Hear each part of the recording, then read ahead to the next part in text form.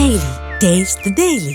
நாடு முழுவதும் மாறி வரும் கால சூழ்நிலைக்கு ஏற்ப உலகளவில் நிலவிக் கொண்டிருக்கக்கூடிய சவால்களுக்கு ஏற்ப நம்முடைய குழந்தைகளுக்கு வருங்கால தலைமுறைக்கு ஒரு புதிய கல்விக் கொள்கை உருவாக்கப்பட வேண்டும் என்பதற்காக ஏற்படுத்தியதுதான் புதிய கல்விக் கொள்கை.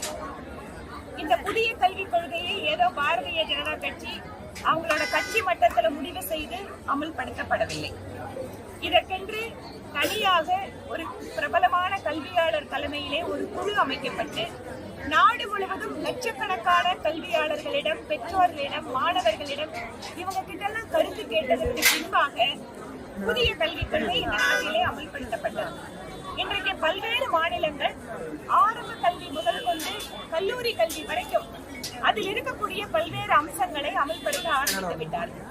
புதிய கல்விக் கொள்கை என்பது நம்முடைய மண் சார்ந்த, நம்முடைய பாரம்பரியம் சார்ந்த அடிப்படையிலே நின்று இன்று உலகத்தில் இருக்கக்கூடிய, குறிப்பாக மனித குலத்திற்கு சவாலாக இருக்கக்கூடிய பல்வேறு பிரச்சனைகளுக்கு தொழில்நுட்பம் வாயிலாக, அறிவியல் வாயிலாக தீர்வு காண்பது என்பதுதான் அதனுடைய அடிப்படை. அந்த வகையிலே தமிழகத்திலே கூட கல்வித்துறையை சீரமைக்க வேண்டும் என்பதற்காக மாநில அரசு ஒரு குழு அமைக்கிறது.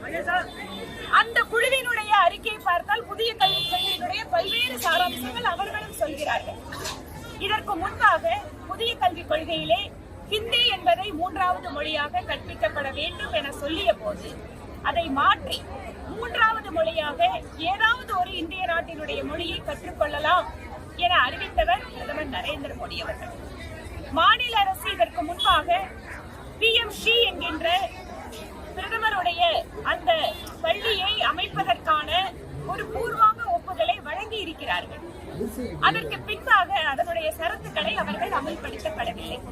அதனால் இந்த திட்டத்திற்காக ஒதுக்கப்பட்ட நிதி என்பது இது ஏதோ தமிழகம் மட்டுமல்ல, பல்வேறு மாநிலங்களில் மத்திய அரசினுடைய திட்டங்கள் செயல்படுத்தப்படாத போது அந்த குறிப்பிட்ட மாநிலத்திற்கான தொகை என்பது மற்ற மாநிலங்களுக்கு கொடுக்கப்படும். அது கல்வி மட்டுமல்ல.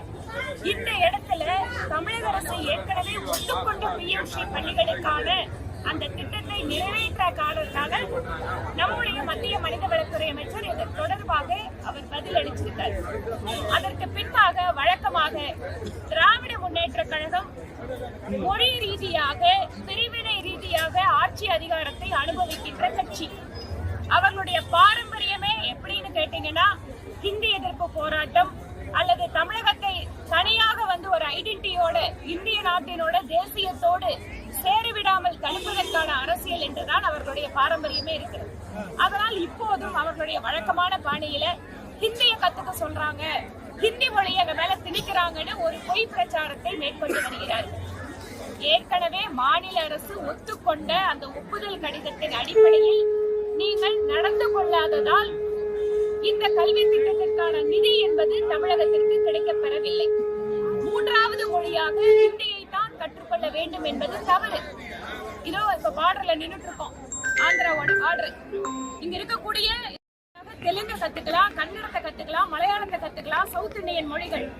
குழந்தைகளுக்கு எந்த ஒரு மொழியை திணிப்பதை தாண்டி அவர்களுக்கான வாய்ப்புகளை கொடுக்க வேண்டும் என்பதுதான் பாரதிய ஜனதா கட்சியினுடைய நிலைப்பாடு. இதற்கு முன்பாக கூட நாங்கள் பல்வேறு முறை இதை பற்றி குறிப்பிட்டிருக்கிறோம். தமிழகம் மட்டும்தான் இருமொழி கொள்கையை அமல்படுத்துகின்ற மாநிலம் என்று சொல்லிக் கொண்டிருக்கிறார்கள். ஆனால் உண்மையில் என்ன? இல்ல, CBSE ஸ்கூல்ல போய் பாருங்க, இல்ல மற்ற பள்ளிகள்ல, பிரைவேட் பள்ளிகள்ல போய் பாருங்க. பணம் அதிகமா லட்சக்கணக்கில் கட்டி படிக்கிற குழந்தைங்க 3 மொழியை கற்றுக்கொள்கிறார்கள். எங்களுடைய கேள்வி என்னன்னா, இருமொழி கொள்கை என்பது பணக்கார குழந்தைகளுக்கு மட்டும் அது மாறி அவர்களுக்கு வசதி இருக்கின்ற பொழுது 3வது மொழியை கற்றுக்கொள்ள முடியும் என்றால், ஏழை கிராமப்புற அரசு பள்ளி மாணவர்களை மட்டும் ஏன் நீங்கள் வஞ்சிக்கிறீர்கள்? ஏன் அந்த குழந்தைகளுக்கு இன்னொரு வாய்ப்பு கொடுக்க மாட்டேங்கிறீங்க? இந்த மாநிலத்துல எல்லா இடத்துலயும் இருமொழி கொள்கை தான் நாங்க ஒத்துக்கிறோம். ஆனால் வசதி படைத்த குழந்தைகளுக்கெல்லாம் 3வது ஒரு மொழி கிடைக்கும், வசதி இல்லாத அரசாங்க பள்ளிக்கூட குழந்தைகளுக்கு கிடைக்காது என்றால் அது சமூக அநீதி என்று நாங்கள் நினைக்கிறோம்.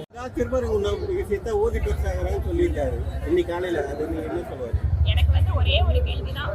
அறநிலைத்துறை அமைச்சர் அவர்கள் திருப்பரங்குன்றம் மலையை சிக்கந்தர் மலை என்று கூறுவதை ஒப்புக்கொள்கிறாரா?